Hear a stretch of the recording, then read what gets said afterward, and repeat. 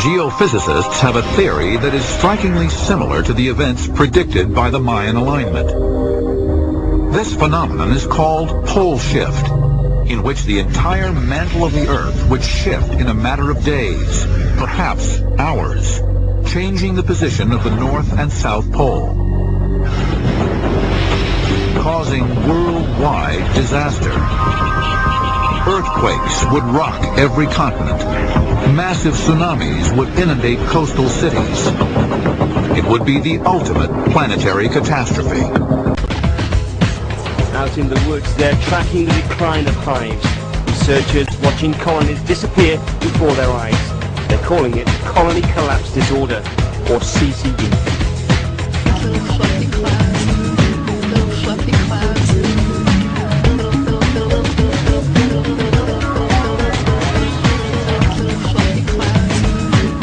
And yet we're being sold by our politicians that we're safer today, that we're out there protecting you. We've got this big government bureaucratic agency on terrorism that's going to protect you. It's a bunch of hogwash, Donnie, and if you believe it, you're naive. Yeah. I don't want to live in East Berlin, Sean. I don't either. I don't want to live in East Berlin. But I don't want to live in a country where enemies can cross over at will either. I look at it this way. We're losing our rights because of the Patriot Act.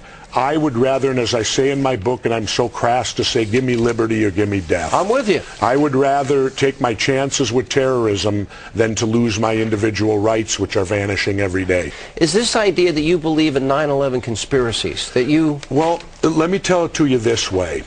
Why is it that when you ask any question about 9/11, you're immediately attacked? I'm not attacking you. You're not, but no, I'm speaking in general. I'm not saying you guys, but I've watched. People get attacked. People have their credibility attacked. My problem is I look at it and I go, how can 2 planes knock down 3 buildings? Pretty easy. Those are 747. But there were 3 buildings that went down. Well, there was a lot of fire and there was a lot of damage. Well, first of all, jet fuel blew up at the start. Jet fuel is 4/5, and I don't want to stay on this. I'd rather talk other things. Yeah. But jet fuel is 4/5 kerosene. It doesn't burn hot. So using the analogy that it could melt the metal, then propane burns hotter. So if you turn on your camp stove for 3 hours, shouldn't it melt the grates? But it doesn't, does it? I want to take one issue with... It doesn't.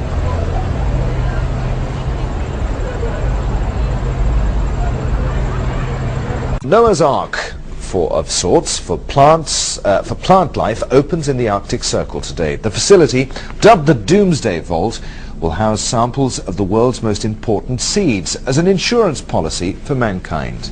We decided long ago that the dangers of excessive and unwarranted concealment of pertinent facts far outweighed the dangers which are cited to justify it.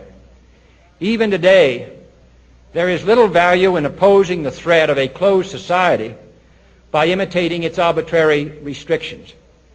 Even today, there is little value in ensuring the survival of our nation if our traditions do not survive with it.